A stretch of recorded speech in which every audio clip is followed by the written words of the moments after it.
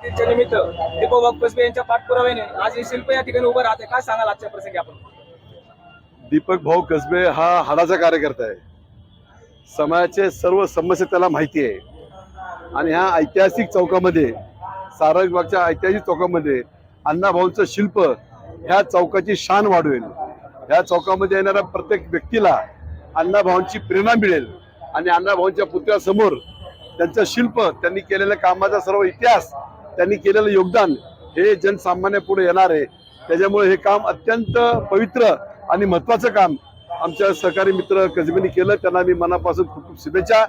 अशा कार्यकर्त्याची समाजाला गरज आहे, जे निस्वार्थीपणे आणि समाजाचं हित पाहून या ठिकाणी काम करतात. त्यांना माझ्या मनापासून शुभेच्छा. आज तळागाळातल्या समाजापर्यंत आज लोकशाहीर अण्णाभाऊ साठे यांचे जे कथा आणि कादंबरी आहेत ते पोहोचणं गरजेचं आहे. त्यासाठी सर्वांनी प्रयत्न करणं गरजेचं आहे. आपल्याला ह्या ठिकाणी मला सांगायला आनंद होतो, ज्या वेळेला मी पहिल्यांदा पर्वती मतदारसंघात आमदार निवडून गेलो त्यावेळेला अण्णाभाऊ साठ्यांचं अप्रकाशित साहित्य हे शासनाच्या वतीने आम्ही त्यांचे 3 खंड प्रकाशित केले. म्हणजे त्या ठिकाणी शासनाची सर्व यंत्रणा आम्ही लावून अण्णाभाऊंचं जे साहित्य होतं, जे अप्रकाशित होतं, त्यांच्या कथा कादंबऱ्या छक्कड वगैरे त्यांनी केलेली कामाची महती ही समाजापुढे आलेली होती.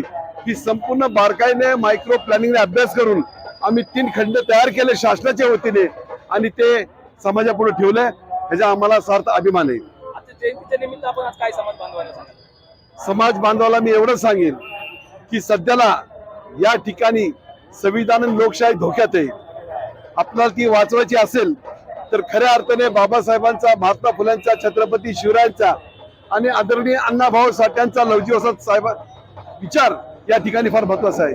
ज्या अण्णाभाऊंनी अत्यंत हालाकीचं जीवन जगत असताना समाजाची कास सोडली नाही, समाजाची जाणीव, समाजाची आस्था त्यांनी मनामध्ये ठेवून अत्यंत अल्प शिक्षण घेतलेला व्यक्ती या देशामध्ये इतकं प्रतिभावान साहित्य निर्माण करू शकतो हे जगातलं फार मोठं आश्चर्य आहे.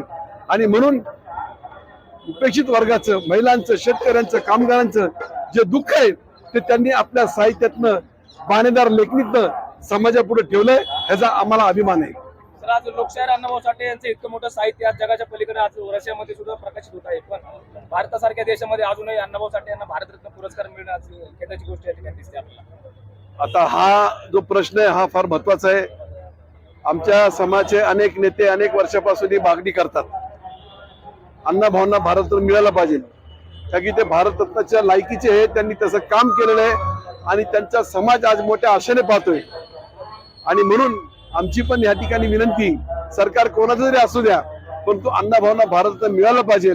कारण की अण्णाभाऊंना भारतरत्न देण्यासाठी या ठिकाणी आमच्या अनेक संघटना, अनेक पक्षाचे कार्यकर्ते या ठिकाणी प्रयत्न करतात आणि मला आशा आहे की ह्या वेळेला त्यांना नक्कीच भारतरत्न मिळेल.